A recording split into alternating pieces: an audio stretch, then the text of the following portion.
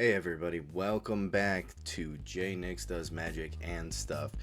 It is me actually recording J Nix, not Editor Joe. So this is a rare occurrence, but believe it or not, I think the editor kind of looks like me. So today we are going to get into talking about Aetherdrift Commander decks. There are two Commander decks that were released, and we're going to go through, look at the new cards in those decks.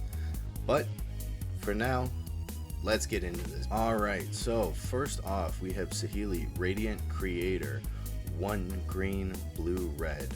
That is going to be our main commander in the Living Energy deck, and then Pia Nalar is going to be the secondary commander that we will talk about in just a moment. But first, let's give Saheeli her flowers and see what she does. So first off, whenever you cast an Artificer or artifact spell, you get 1 energy. That kind of an interesting thing that really stuck out to me, because we haven't really seen like the Artificer subtype really used on any cards. So I think this is a pretty interesting way to try and give energy enough power that you can generate enough, but not end up falling short or going so strong that now all of a sudden we have to ban cards right out of the energy decks. So second part of that is, at the beginning of combat on your turn, you may pay 3 energy. When you do, create a token that's a copy of target permanent you control, except it's a 5/5 artifact creature in addition to its other types and has haste. Sacrifice it at the beginning of the next end step, like most token creation things that are, copying it permanent on the battlefield. And side note, Saheeli's a 4/4.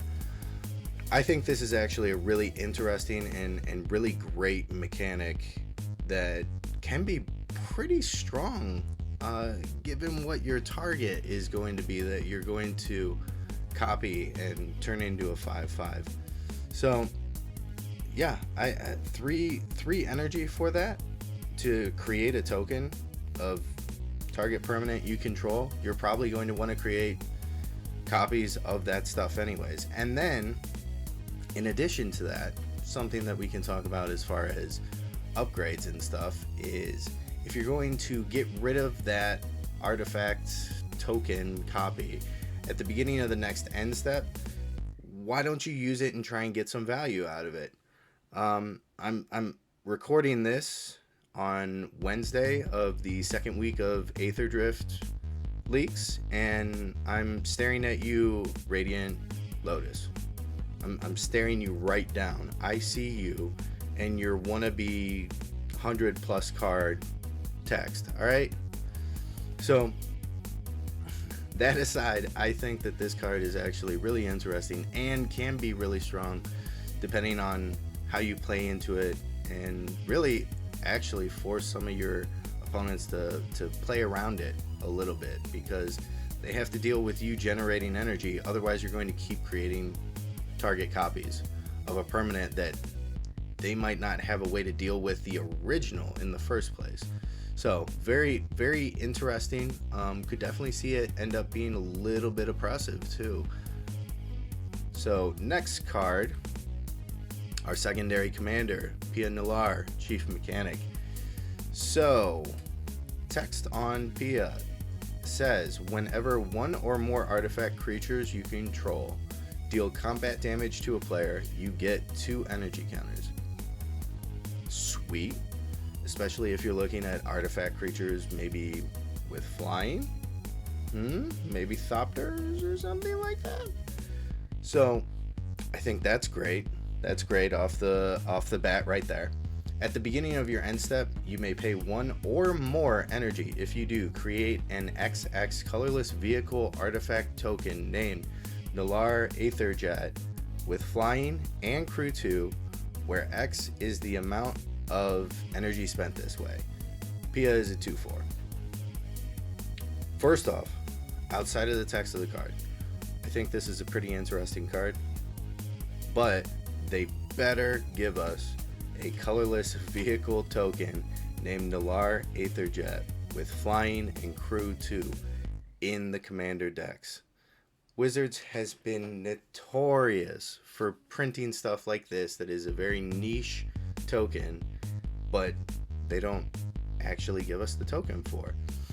Now, yes, we have had situations like Ragavan where we've gotten those tokens, which it's just Ragavan. But on the other side of the banana, you could look at Kibo that creates bananas. We still don't have a banana token. Anytime now, that would be sweet. Thank you, Wizards. So, besides bashing Wizards for not giving us all the tokens that we need, what you're looking at here, I think this is pretty interesting. It's a nice way to go off and just dump that additional energy in. Or if you feel like you have a way to kind of give this vehicle haste, crew it, swing in, it enables Pia herself because it's a flying artifact vehicle, so seems great. And believe it or not, Pia, being a 2 power, crews that vehicle. So I think they smashed it out of the park on the energy deck with the commanders. I think they're definitely new, interesting, different style of mechanics. They're not the same old, and they also aren't anything like that's going to take over the whole format and kind of ruin the fun and make energy the only way to play, right? So now moving on into some of the other cards that are within the deck. I know somebody that's really gonna like this card at my work. A good old Cat Dragon, Territorial Aether Kite. 4 red, flying haste. When this creature enters, get 2 energy counters. Then you may pay 1 or more. When you do, this creature deals that much damage to each other creature. Woof. That could be sweet too. I mean, it does cost 6 to bring it into the battlefield, but you found a way to dump more energy into things, right? You have Pia that you can dump energy into. You have this good old Cat Dragon that now you can dump energy into. And this guy's basically a board wipe. I don't know if you understand that, but you get to keep your Cat Dragon at least, right? So I think it's a great card, expensive card, maybe hard to turn on because just to get it out for 6, but Commander 6 isn't anything crazy, and it's also a 6/5, so I don't know, feels really good. Feels really good to me just looking at it. Who knows, maybe playing it will feel different, but yeah, if you got the energy, I think it's a monster. It could be a monster. Now it could just be a dead 6/5, but it could be a monster. Next card, Aether Flux Conduit. This created a lot of conversation, I feel like, online and in the community. What does it do? 6 cost artifact, right? Whenever you cast a spell, you get an amount of energy equal to the amount of mana spent to cast that spell. Uh-oh. Can you say massive energy generator? Because that's what that is. That's so much energy that you can just create nonstop, especially with a deck with green in it where you can ramp and get out ahead of your opponents with some decent cards and then play those big oppressive, stompy things, I guess for lack of a better term, to generate energy for you. Then you can tap this, pay 50 energy, 50, draw 7 cards. You may cast any number of spells from your hand without paying your mana cost. Wow. Kind of feels like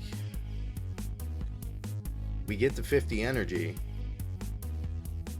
We have a draw spell in hand or something that's just going to generate a ton as far as hand size for us. Pop that 50 energy, tap this sucker, draw 7 more, cast my hand for free. Thank you. It was a good game. Would you like to concede or should I finish? That's kind of what this is feeling like. I I I I will say it seems like I'm very high on this card, right? But getting 50 energy may not be as easy as it seems. But I think with a lot of the cards that they ended up putting in this deck, it can be a lot easier than it has been in the past, for sure. I mean, cast a spell, get energy equal to the amount of it. Great. Next card. Huh. Oh man, okay. Nissa. Okay, let's so Nissa lost her spark, right? That's canon. That's the whole reason why Chandra is racing with a different team than her home team, and she's trying to get the Aether Spark so she can give Nissa the opportunity to planeswalk again. Chandra, don't let her planeswalk again. This card is insane. This is better than any Nissa planeswalker that we've had, really. I can't think of one right now that I would be like, yeah, I want that instead. This is kind of bonkers. Like, 3 and a green. This is a 3/3. Whenever a land you control enters, you get 2 energy. And then you may pay 8 rather than pay for the spell, the mana cost of permanent spells you cast. Like, that's wild. That's wild. Nissa doesn't need her spark. She's too OP just without it. Just let it go. Let it go. She can use the Omnipath.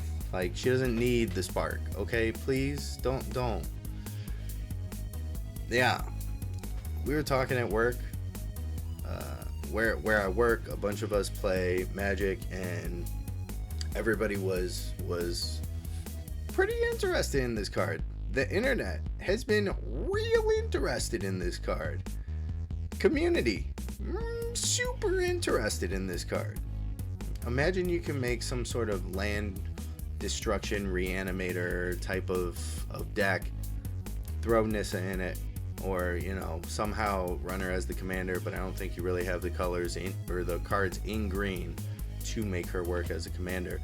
Like, just keep generating that energy nonstop. Also, play an Apex Predator off of this. That's insane, because you still get the Cascade for 4 times for the Apex Predator's 10 mana. That's wild. That's bonkers. Yeah. I love this card. I think it's going to... well, depending on what happens with energy, if energy starts taking off with some of these cards that have been printed, I think it goes off. I think it does big numbers, and I'm really interested to see that. Next card is the Aetheric Amplifier. I love that they are taking these 3 mana generators, right? Pay 3. You get a card, tap, add 1 mana of any color. That's what I'm talking about. And they've started doing cool things with them, right? I started doing crazy, interesting things with them. Here you go. 4, tap, choose 1, activate only as a sorcery. Great, don't care. Double the number of each kind of counter on target permanent. Okay, so you're talking +1/+1 counters. Cool, something like that. Double the number of each kind of counter you have. What's this deck run? We could use energy.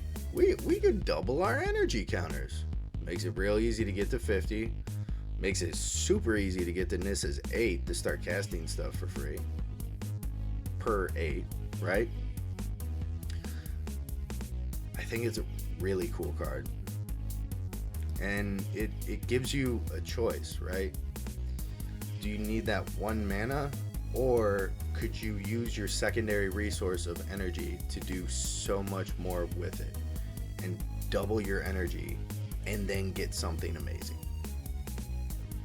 I love it. I love it. It's an interesting choice. Yes, you do have to pay for it, but still, that could be huge. That could be worth 10, 12, 15 mana, depending on how much energy you have and what cards you have to use that energy on the field or in your hand. So, great card. Keep this printing of the cards going. I love it. Next one, Adaptive Omni Tool. 2, equipped creature gets +1/+1 for each artifact you control. Whenever equipped creature attacks, look at the top 6 cards of your library. You may reveal an artifact card from among them, put it into your hand. Put it into your hand. Put the rest on the bottom of your library in any order. Equip 3. Great. Love it. You playing artifact decks, this is an auto include. You're going to have a million artifacts on the field. Sick. Run it. Beef up one of your creatures. And then, you know what? Swing in. Put another artifact into your hand. Play it. Great. It's bare bones, meat and potatoes artifact card. Love it. Pima Trailblazer. 2 and a green. Trample. When this creature deals combat damage to a player, you get that many energy. And then exhaust ability. Activate each exhaust ability only once for the life of that card, right? If you blink it or it dies and comes back, you can activate it again. But for the singular instance, it is on the battlefield once. Okay? Just clarifying.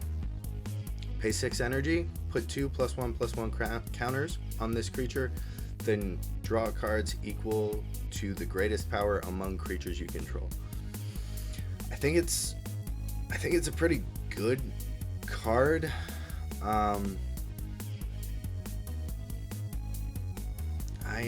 I don't know about exhaust yet. I still think that it is pretty hit or miss. Like, I love that you can pay 6 energy to put 2 +1/+1 counters on Pima, and then you draw cards. I think that ability is really interesting. I don't know. Take exhaust off and make it pay 10, right? I don't know. Something. Like, I feel like it's very explosive in that turn, but like, I want to do that more. I want to make Pima bigger and bigger and bigger. And yes, with the Aetherize Amplifier, I believe is the name that we were talking about, you can double the counters on here and keep doubling and doubling and doubling. But I don't really want to use it in a deck that's made for energy to increase those counters. Now, it is interesting. You have Trample, be able to get some damage through most times, more times than not, especially on a 3-drop. But yeah, I don't know. I don't think it's as good as the other cards, but it's an alright card. Alright, our second to last card in this deck, Rampaging Aetherhood. 4 and a green, trample, ward 2. At the beginning of your upkeep, you get an amount of energy equal to this creature's power. Then you may pay 1 or more energy. If you do, put that many +1/+1 counters on this creature. I think a lot of opinions that I was seeing on this card is they didn't like it that much. I think the card can be really, really good. I think I'm higher on it than most other people. You can use it as a energy sink. You can have it just power itself up too, right? So turn 1, right? First turn you have it out for a full round, right? Your upkeep happens. You get 4 energy counters because that's its power. Then you may pay 1 or more. Okay, what if we just let him pump himself? We'll put 4 in there. Alright, since we did that, he gets 4+1/+1 counters. Alright. Next round, he's an 8. We get 8 energy. We could throw another 8 on. All of a sudden, he's a 16, right? So, I think he can get out of hand fast. I think he can be kind of a distraction for your opponents, where, ooh, that's getting really big. I don't want to deal with that. Anybody else deal with it? Okay, I guess I will. While you're doing other stuff in the background. And you don't have to dump all that energy into this guy either. I'm just saying, it can really get out of hand even in 2 turns of having it on the field, right? So, Rampaging Aetherhood, there you go. We needed another Hydra, you got it. So, Stride Hanger Automaton. 3 Thopters you control get +1/+1. If 1 or more artifact tokens would be created under your control, those tokens plus an additional 1/1 colorless Thopter artifact creature token with flying are created instead. So, if you're going to create artifact tokens, you also get a 1/1 Thopter. Kind of works with Pia, doesn't it? Right? She cares about things getting in, dealing some damage. Artifacts deal damage. You get counters, energy counters. Yeah, I think it's good. And keep in mind, with this card, there aren't 1/1 colorless Thopters. They're 2/2s right off the rip. Because this guy's a little Thopter Lord at 1/4. Let's dive into the Eternal Might deck. Alright, so our main guy is Temet. And Temet is 2 white, blue, black, Vigilance Menace, and whenever you attack, draw a card, then discard a card. Whenever you draw a card, zombies you control get +1/+1 until the end of turn. So 4/4. Can you kind of guess what's happening here? We're making zombies, baby. A single turn zombie lord, right? Because the +1/+1s fall off at the end of turn. But draw cards. Okay, we have blue. We'll just draw all the cards, create, a 70/70 zombie horde army, and swing in and beat everybody up. Keep in mind, it's not other zombies either. So Temet counts for himself too. Let's talk about the big dog. Alright. Hashaton, Scarab's Fist. A white-black creature.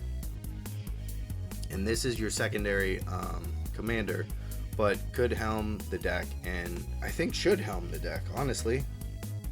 Whenever you discard a creature card, you may pay 2 in a blue.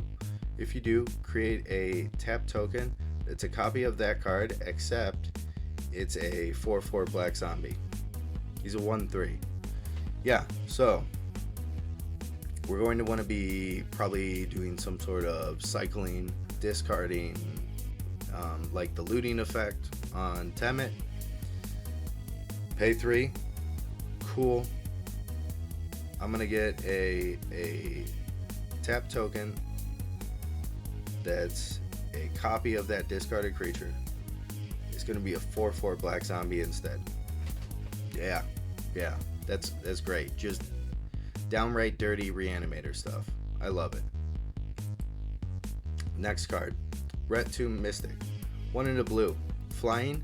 Each creature card in your hand has cycling 1 in a blue. Here it is. Once again, your engine to make the zombies and make the zombie deck work, right? We're going to do cycling. All of our creatures have cycling, which means Heshaton now can just create a ridiculous amount of 4/4 black zombies based off of his ability. And then, for the heck of it, when you draw a card, zombies get +1/+1. Great. Little engine there. So, next card, Lost Monarch of Ifnir, Afflict 3. So when creature becomes blocked, defending player loses 3 life, as it says there. Other zombies you control also have Afflict 3. At the beginning of your second main phase, if a player was dealt combat damage by a zombie this turn, mill 3 cards, then you may return a creature card from your graveyard to your hand. It's a 4/4. Reanimator. Self-mill Reanimator. Great. Yeah. Great. And then you just force people to lose life. Great. We love losing life. Well, for other people. Us too, because we're in black, so sometimes it works out for us. But other people, we want our opponents to lose life. Alright. Next card. Accursed Duneyard. Land.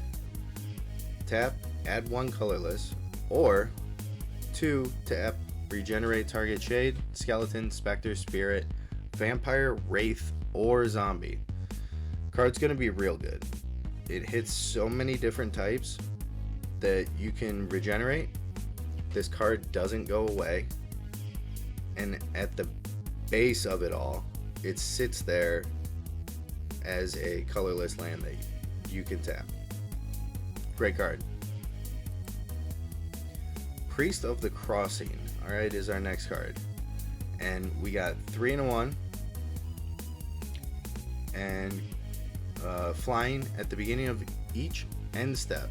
Put X +1/+1 counters on each creature you control, where X is the number of creatures that died under your control this turn.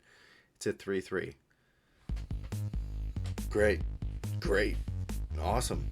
We're going to create zombies. We're going to throw things in front of it. We're going to, reanimate things that will end up dying at our end step.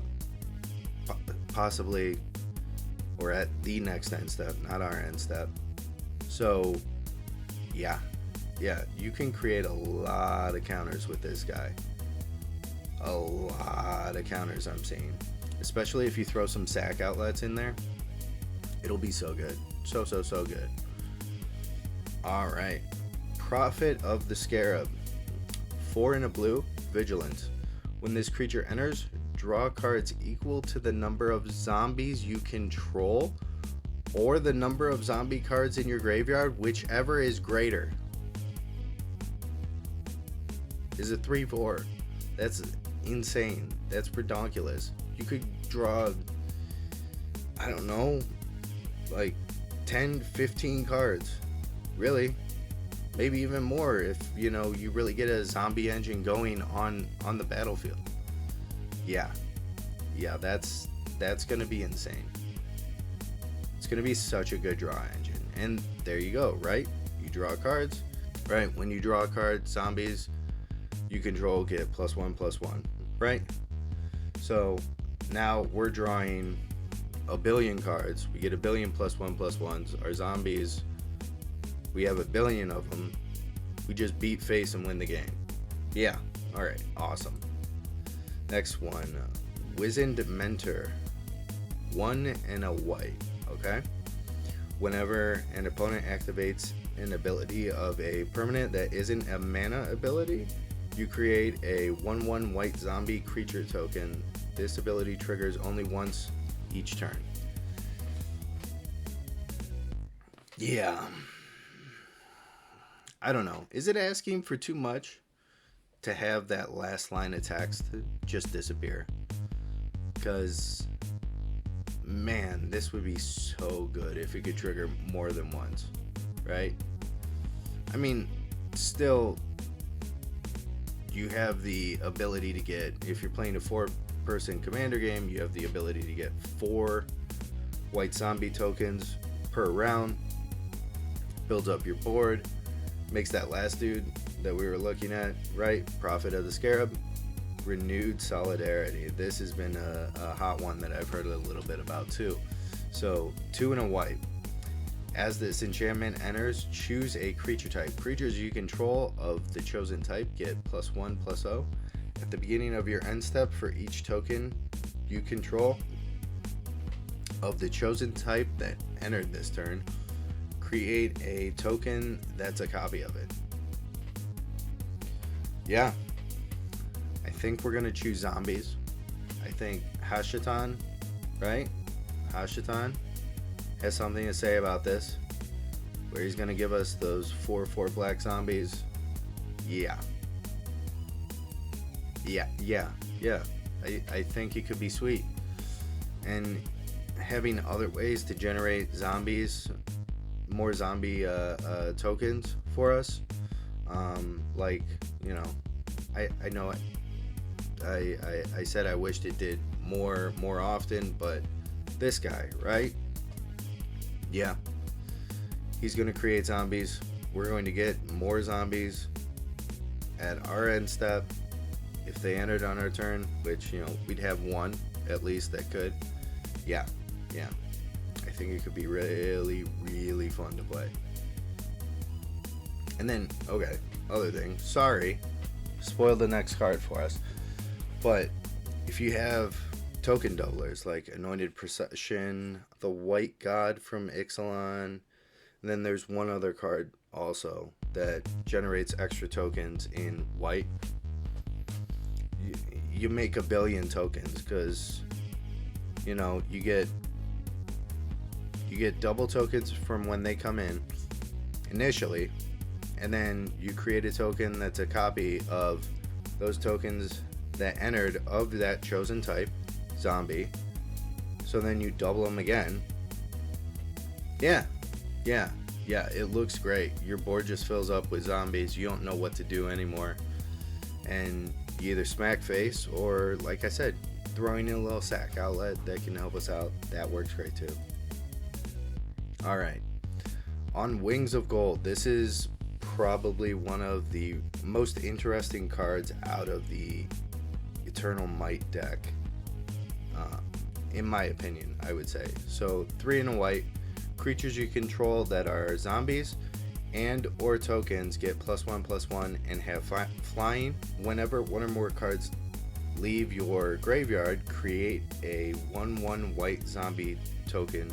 They leave our graveyard, which could be us reanimating them, bringing them back onto the field, bringing them into our hand,